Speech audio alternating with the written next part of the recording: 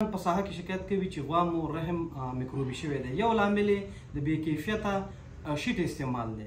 غواګانو رحم ته مو میکروب انتقال نشي، نو د لر سپین غر د مالدارۍ او زراعتي شرکت د مصنوعي القاح د شیټ څخه استفاده وکړئ چې هر یو په خپل ځانګړي پوښ کې موجود دی چې د دې په واسطه باندې بارني کوم میکروبونه چې دي د القاح په وخت کې نه انتقالېږي. رحم د لر سپین غر شرکت د شیټونو ځانګړتیاوې دا دي چې دا د نوي موادو څخه جوړ شوي دي، فلیکسیبل دي چې هر څومره تاسو ته راتاو کې دا نه کږېږي.